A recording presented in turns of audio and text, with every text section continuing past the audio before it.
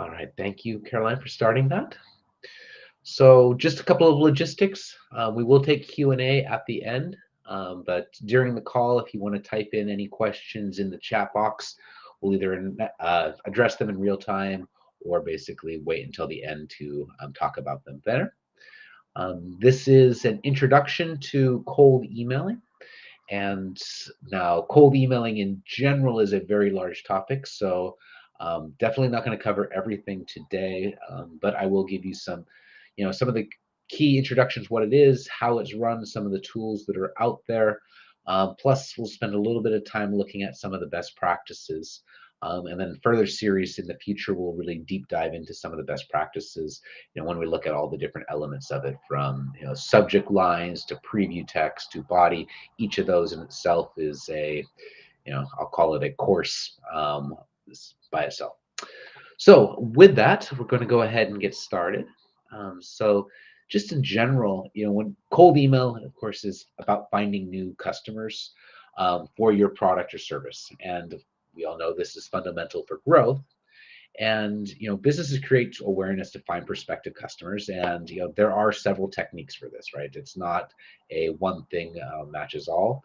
You can see a long list here along the right hand side: print ad, direct mailers, direct calling, Google ads, social display, influencers, word of mouth, and cold emailing being one of these tools. Now, each of these has positives and negatives. um, Positives, range from cost to speed, to being able to focus, pull versus push. There's a lot of those different types of benefits that you should choose. And often, and I will say more like than not, most businesses will choose to deploy multiple elements in a more comprehensive strategy.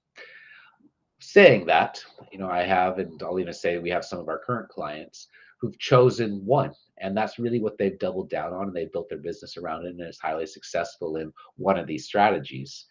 But it really requires time, energy, and effort to make sure that it's producing what you want, if that is your goal. So, just in general, when we talk about email marketing, so there are two types of email that I will broadly categorize. There's one which is warm email, and this is where your prospective customers have a pre-existing relationship with your business, so they know who you are, they know what you're about. And then there's cold. This is where a prospective customer has no pre-existing relationship with your business. And today, of course, we're going to be talking really about the cold emailing, where they're not opted in, they're not signed up, those types of, let's call it qualifiers.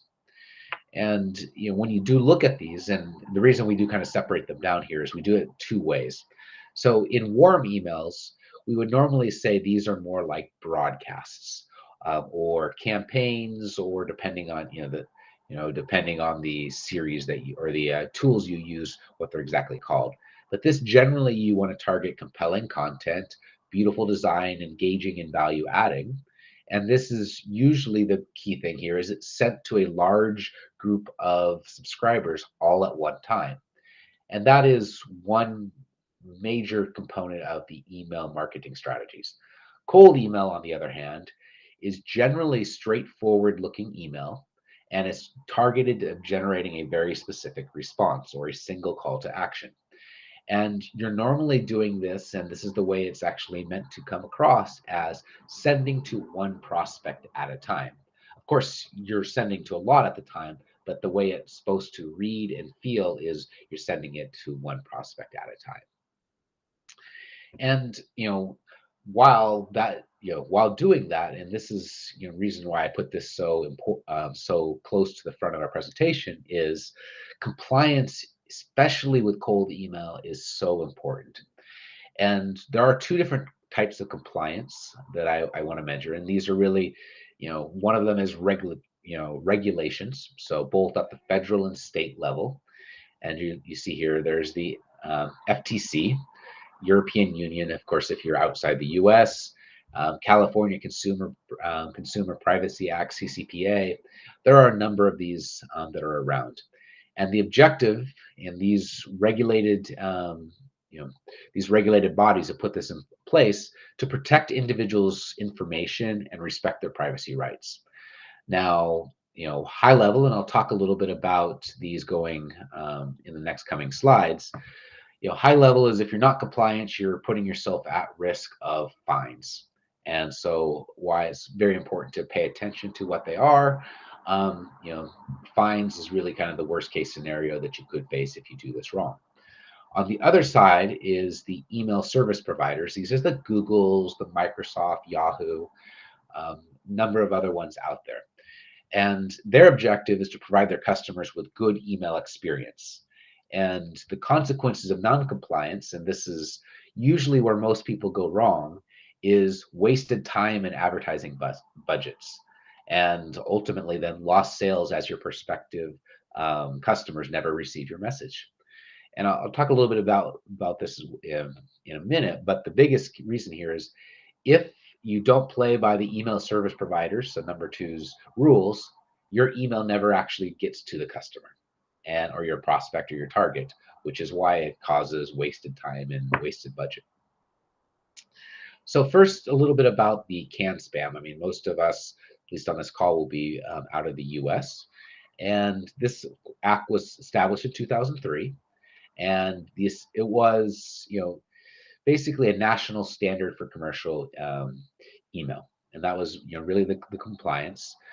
And it's a set of rules used for emailing, and it establishes requirements for commercial messaging, gives recipients the right to stop emailing them, and spells out penalties. So, in theory, and this is why it's a little scary, not that it's really enforced that often, but it's always a risk. It says it's up to $50,000 per email. That could be the risk of non-compliance to the CAN Spam Act. So it's kind of a very dangerous one to put out there. Application, does not only apply to bulk emails. This is any commercial email, so personal email, etc. This could be applied to. Um, it makes no exception for business to business email, and you're accountable for what others do on your behalf as well. So it's not just if you do it, but if you outsource or hire someone to do it for you, you still bear the risk. So that's kind of what the CAN-SPAM Act says. The general elements of compliance: don't use false, misleading header information, don't use descriptive or deceptive subject lines, identify a message as an ad, tell recipients where you're located, tell recipients how you can opt out of future emails, and you have to be able to honor that opt out. You have 10 days to do so, and you need to monitor what others are doing on your behalf. So that's in broad described. So very important to be compliant and follow the rules, though the rules are not that restrictive. So I kind of say it that way. It's you have to be compliant, but it's not a huge burden to be compliant if you do it correctly. On the other side, this is the email service providers. And so, as I mentioned, Google, Microsoft, AOL, Yahoo, Zoho, there's a lot of these out there. And these are the ones who provide all of the basic email services for companies. And they spend millions, if not hundreds of millions, every year to make sure that they're giving their customers a good experience. And one of the ways they do that is to reduce the amount of unwanted email that goes into people's accounts. And so if your email gets flagged, and they're always evolving, it ends up in the junk folder. You could even get emails that are blocked at an organizational level, and you could get emails that are blocked at a IP address if it gets blacklisted. These are the kind of, let's call it, three levels, each of them having their own. And all of them result in the same thing, which is your email never gets to the recipient. So, what to do? It's follow the basic email, best practices. Avoid red flag words. Maintain good online reputation. Don't use systems that behave like a machine. I'll talk a little bit more about that in a minute. And be patient and do it the right way. So a lot of the times people get in trouble in this one because I'll generally say two different ways. One, they use a lot of red flag words, and I'll show you some of those coming up. And you might say, "Oh, it sounds great," and if I'm the reader, that's fantastic. But if you use them, what happens is the machine, the Google, the Microsoft, and their rule sets identify them as potential junk email, and they just wipe them out. So even though you might be thinking you're writing towards for the end user, the customer, your prospect, you have to first pass the machines.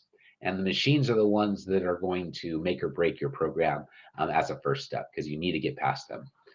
And I always, I can't harp on this enough. It is extremely important to play by their rules. Otherwise, it's just wasted effort. And a little bit more about that in the coming slides. So, just generally, currently today, and this applies to personal as well as business, 45% of the emails are classified as spam at the moment, and which is a huge amount. Of course, a very large percentage of that is what we would call, bad actors. And so it's a huge number, but a bad actors, which might be sending, hundreds of emails a day or hundreds of millions of emails a day, are causing a major piece of that. And then, this, especially in a B2B environment, and this is medium to large businesses, but 90% of the email received at the corporate level is generally filtered out as spam. Now, that's a lot. You still get tons of emails in your inbox. You do it the right way, this isn't a problem. But again, saying a lot of that is filtered out. Okay. So deliverability is key, and we're going to go into that right now. So when you talk about deliverability, now there's basically three different buckets that I would generally say, especially for cold email: technical, copy, so basically and behavior. From a technical perspective, domain reputation, IP reputation, DNS records, the quality of your email list, which I'll talk about more, security certificates on your webpage. These are all things that really contribute to your deliverability from a technical standpoint. Email copy, so avoiding red flag words, using images, attachments, hyperlinks, formatting, spelling, grammar, punctuation, using both plain text as well as HTML text in your email messages that you send out, not using personalization, and not having physical addresses or valid physical address in your email. These are all things that can trigger copy red flags, which are going to hurt your deliverability. And then from a behavior, so using cheap software that behaves like a machine. So if you, just on a rule of thumb, if you hear someone saying we can send out 100,000 emails tomorrow for you, I'm, yeah, I would have very little confidence that that's going to be something that is realistic, at least to get results. Yes, something's going to get through, but you might send out 100,000 emails, and actually, just a handful of those get through. So it's kind of a leading big number, which is a trick, to get the results that you could get much higher if you were to do this in the correct way. And then finally, behavior. So using cheap software that's, as I said, is the like a machine, not managing opt-outs. So this will cause a problem in your email deliverability and in low engagement rates. So, if you're sending emails out and you're not getting people communicating back, responding, taking action, the email service providers actually notice this and pay attention to it and will drive down your deliverability score. So, simple things like getting a reply, even to say I'm not interested. If you get a reply back that says I'm not interested, that's actually a good thing from a deliverability standpoint versus a bad thing. And that's also why some of the best practices when it comes to opt-outs are to get people to reply, because it actually helps your deliverability score for in the future. So some basic hygiene. Now, not that this is rocket science. This is things that should be done, and everybody generally does it today. Though I do have see occasionally, and I get them in my inbox or at least my spam folder, people who are not following this.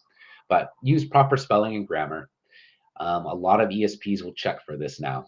And then also prospective clients, if they see that in your text or your body, that also is a red flag for them mentally. Don't overuse punctuation. Again, I threw in a bunch of exclamation points just as an example. This is something that's going to set off red flags. Use basic personalization. And again, hi Jake. My name being Jacob or Jake. That is basic personalization. Using just hey or hi person. It's some those types of things that sets up red flags, but also doesn't get great response from users. Don't use colors, bolds, capitalizations excessively throughout your email body. Again, just basic practices.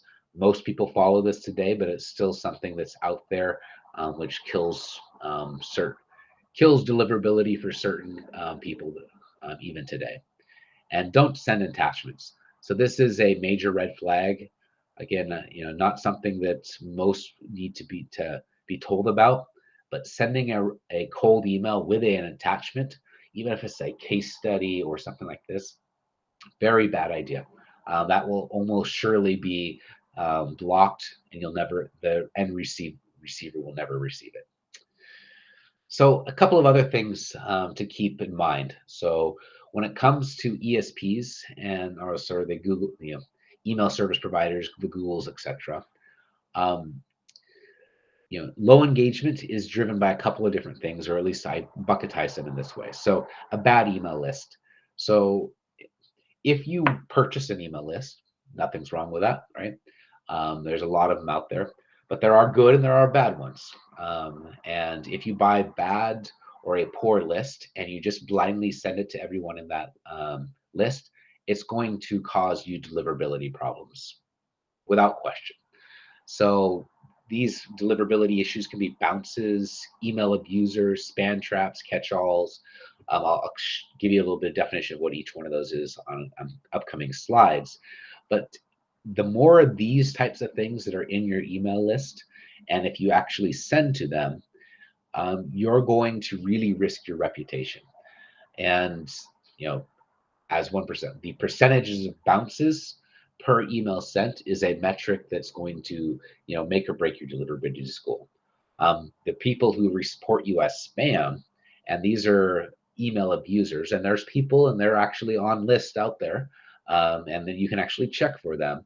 But individuals who just by happen to report a lot of people as spam, so even if it's not necessarily spam and it's actually a good email, but they just want to report them as spam, that happens. And those things are really, really bad for your email reputation, because you get enough people saying that this is spam, it becomes spam for everyone. The other thing to watch out for, especially when you're doing B2B cold email, is the amount of turnover. So, traditionally, 10% turnover in companies on an annual basis. During the COVID period, it was much higher. But because of that, if you buy an email list that's out of date, and hasn't been, let's say, verified recently, and you're sending to these people who are no longer with the company, this is going to drive down your deliverability, especially if you don't clean it up. And so one of the things that I highly recommend is when you're choosing an ES or a cold emailing service, whether that either be tools or a full service provider, make sure that they have a process or the capability of handling no longer with company appropriately. You basically want to remove them from your list as soon as you see them. And a lot of time, the other piece is you can actually get new prospects from those auto responses. So that's a lot of some of the logistics or the more advanced capabilities when it comes to cold emailing to add them in. Next area to concern is weak value proposition. So if the customers don't, understand your value proposition, or it doesn't resonate with them, it's a waste of time. But it also will hurt your deliverability and your engagement rates. So if you're sending to people who just purely don't engage with your value proposition, you're going to get low engagement scores. And if they just hit nope and delete, again, low engagement scores hurt your deliverability. Lastly, which is kind of similar to the weak value proposition, but poor targeting. If your email list is not going well aligned to your value proposition, you will get very low engagement. And this is one example I had from a recent um, customer. But they had an email list and they were targeting operational managers, so someone who's working actually in manufacturing and supply chain. But when they bought a list, they said just operation manager, and now what they ended up getting was a list that had sales operations manager, marketing operations manager, financial operations manager, um, and that because you started putting those additional job roles in there, all of the emails that were being sent to them didn't reflect to them. So you, in the end, got very low engagement from that segment. So again, having poor targeting on your list is a major reason why you may end up having low engagement. So the other components, so opt out, opt in, or say opt out of or unsubscribe, is should always be easy to find. Don't hide it. That's a bad practice. And the reason as I mentioned before, it's one, this is part of compliance. You need to include these types of things. But the other one is if you get users who to respond to you to say stop or unsubscribe, it will actually increase your engagement with your emails and improve your deliverability rate. So even though these might have been people who aren't going to participate or buy from you, which that is your ultimate goal, by getting them to even say, "Hey, I'm just not interested," it's also a win from you from a deliverability standpoint. And so that's why we always put that there. The other reason you want to make sure that this is not hidden or viable, if you give this option to users, they will normally take this over like the report as spam button. And the report as spam button is very bad for you and your deliverability. So, that's the other reason not to hide this or to make it, just to not to include it. So it gives you a number of benefits, and that's why it's always very important to have this at your bottom.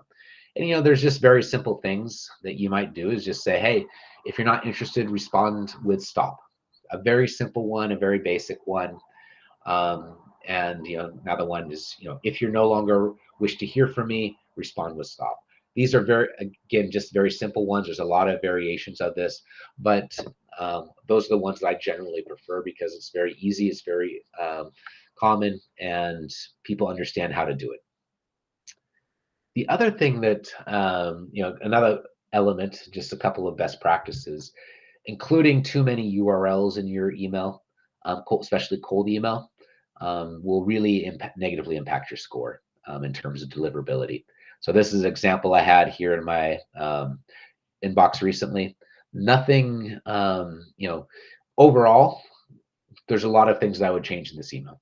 But one of the things you can see is here is you can look at basically every single line had a URL in it. This is not something that's going to do well from a deliverability standpoint because there's just a lot of quote unquote HTML to text basic.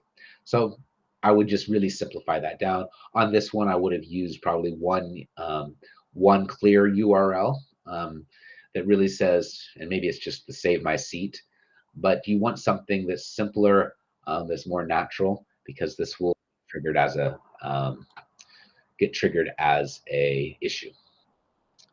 Another place to that we commonly have discussions around is using images in your body. And so from cold email, we generally advise against this. They're great in marketing emails, but in cold emails, this actually has a negative impact. And one of the reasons is it can make it look unprofessional. And I say that because 50% of say B2B especially is using Microsoft Office Productivity Suite, right? So using Outlook as a mail. Now, by default, Outlook will not show images to people that you do not know.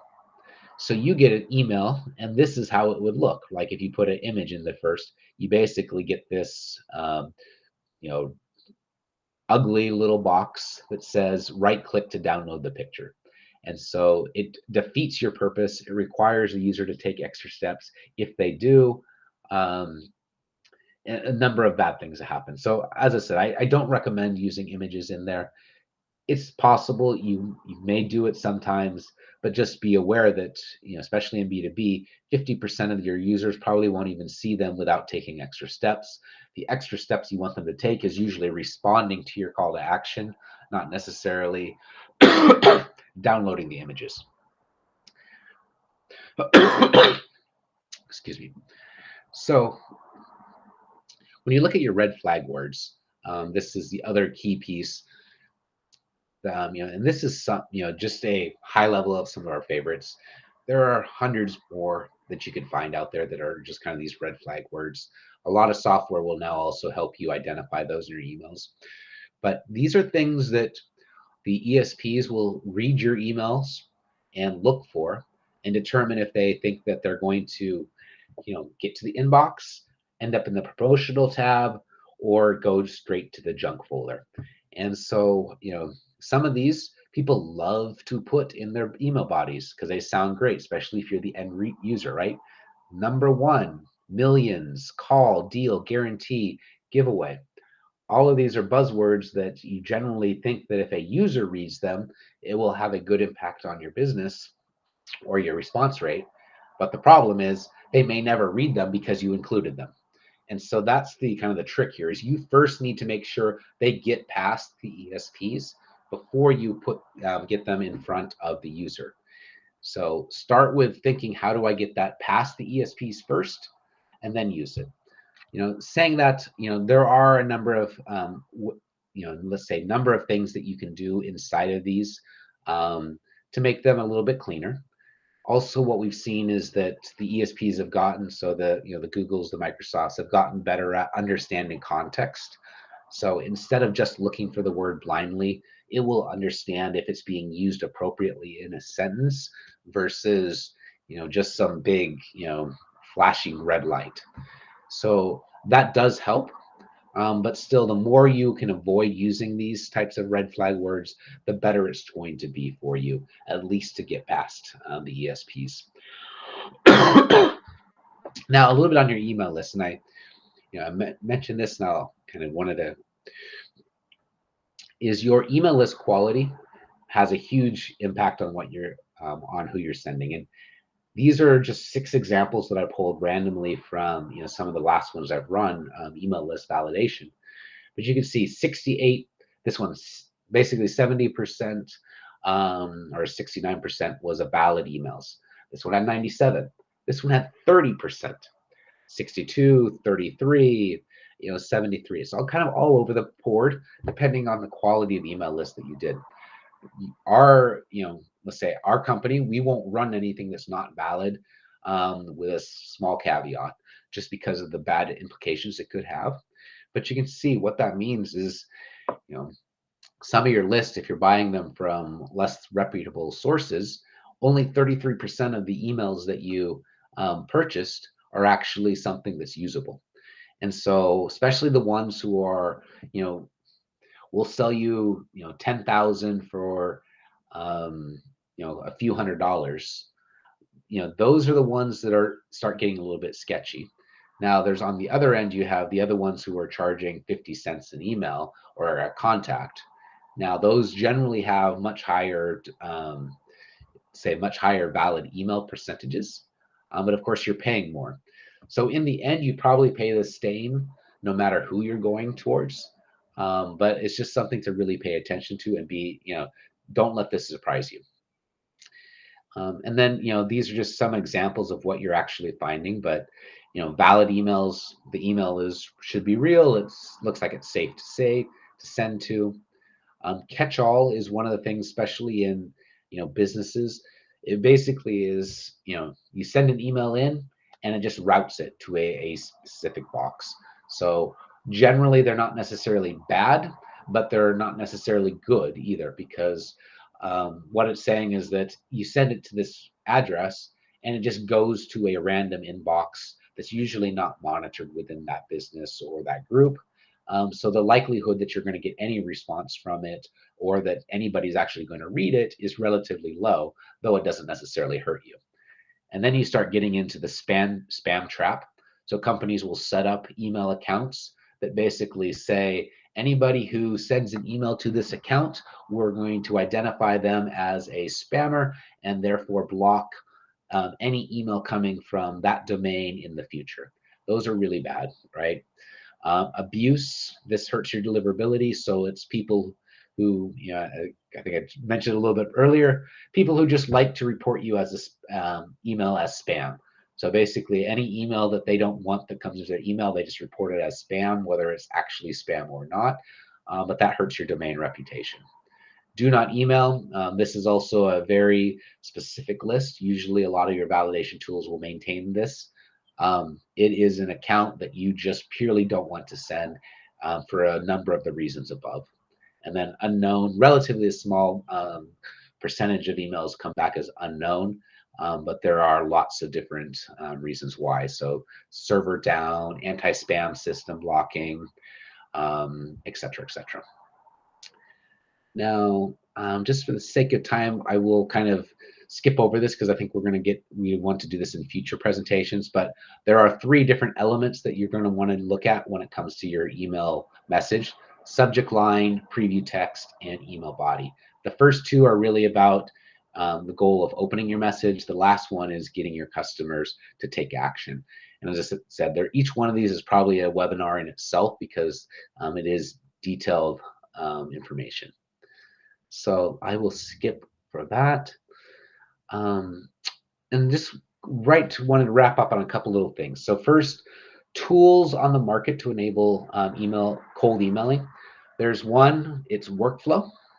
So these are services or a web service that essentially allows you to do cold emailing relatively easily. But there are some hidden things on this that you don't necessarily find obvious. One is they normally require you to purchase, set up both custom domains as well as custom email addresses. So it does require a fairly decent amount of technical knowledge on your side. But then they give you, once you get all of that set up, they basically give you the ability to manage your email copy, A/B testing, and analytics individually. Generally good for people who have a sales team and some resources to do this. You have the next tier, which I call the infrastructure tier. So they basically provide the workflow tools, plus they give you the email cert capabilities. So generally behind the scenes, they'll set up the IP addresses, the domains, as well as the email accounts on your behalf behind the scenes. And so really this requires the least amount of technical knowledge, but you then still have to manage the email copy, A/B testing, and analytics yourself. And finally, there's the fully managed, and this is usually done by agencies. They use either the workflow or infrastructure tool behind the scenes, but they will then do all the writing, the copy, scheduling, A/B testing, analytics, and reporting for you. And and generally, you would say that this is probably would be the most expensive option, but should be also the one that has the highest return on investment because you're having experts and do all of this for you, and it's the least time consuming for yourself. And to be aware, so using platforms like MailChimp or Constant Contact, etc., ActiveCampaign for cold emailing should not be done. So one, it is against the terms and conditions that you sign. So that's probably the most glaring one. But it's also very easy to get banned from those platforms because of this. So they have triggers such as bounce rate, which is going to be higher in cold emailing, which could quickly just get you just banned from the system or your account suspended because you'll hit these. They are not optimized for cold emails. So for multiple reasons, sending from multiple domains being one of them.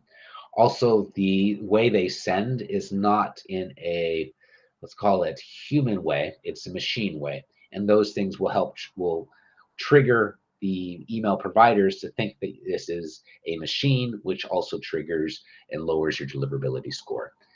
The other one that I can't overemphasize enough: do not use your primary domain or email when using cold email. So this is for, all the way to the extremely manually, while somebody is just sending out hundreds of emails from their own account. Don't do that from your personal or primary domain. It can hurt. It can really hurt that. To hooking up their, let's call it primary domain, to a system like one of the workflow or infrastructure systems that I mentioned before. Again, it can really hurt that your primary domain. Just don't do it. Always have a secondary or use secondary domains, email accounts for those types of things. And just as in terms of ActiveCampaign, there's a lot of different metrics that you're going to want to use and monitor when you're actually doing your actually running your campaigns. These are a number of them that all have different reasons. So some of them help you manage your reputation to make sure that's looking good. Some of them are, how do you actually drive response from your users, and also how do you drive your can spam. So with that, I apologize for being a little bit over, but I'm going to pause to see if there's any questions. And we will, of course, make this available offline. And if you have any further questions that you just want to send or reach out to from an email, etc., we'll also give you that information for contact. So, Caroline, have you seen any questions coming in? Maybe we have time for just one or so, if there is any. I just dropped a few in the chat that we received before the webinar. Some of them we've already addressed, but some of them might be good to just hit on really quickly. Great. Yeah. So where do you get your prospect list? Great question.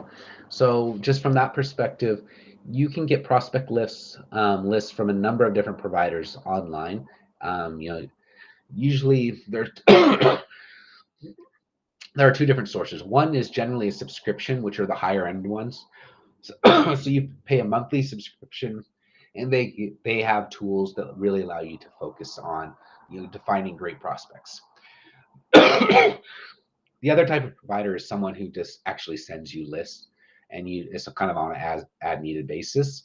But if you just type those in, you're going to want to find someone who has the ability to filter down onto the specific codes and demographics that you want, but it's relatively easy to find. Let me jump. Oh yeah, so I talked about it a little bit, but why can't you make excuse me, use pretty emails which are HTML formatted when cold emailing? So just the biggest rule of thumb is one of the criteria that is being used to judge your email and the deliverability of it is % of text to total, or let's call it human readable text to HTML. And if you have a higher ratio, that will automatically trigger a, let's call it a rating that says it is more likely a marketing message, promotional message, and therefore it will take down your deliverability score. Now, it's okay if you have a opt-in or a trusted, but that's a risk that in cold emailing, because that's just one more thing that takes away from your ultimate deliverability.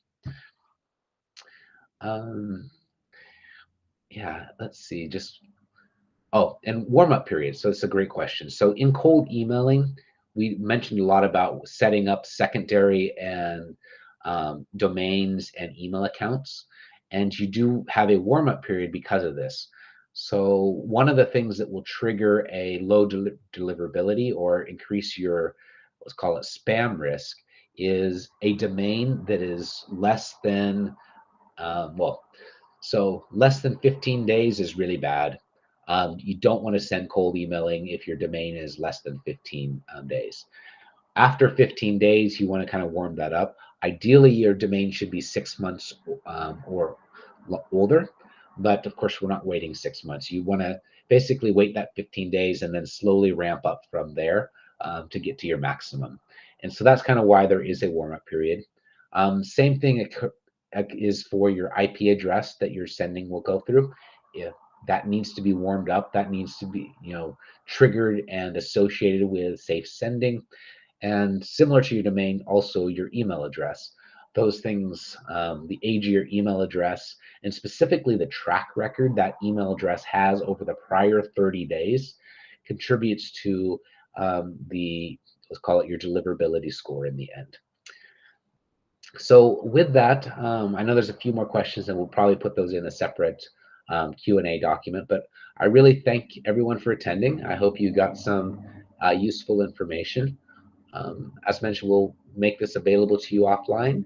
And if you have any further questions, please don't hesitate to reach out to us. We'd be happy to just do a free discussion on how the cold emailing might work for you, and where you might want to start to a more active engagement. So with that, I wish everyone a good rest of your morning, afternoon, and have a nice day. Bye-bye.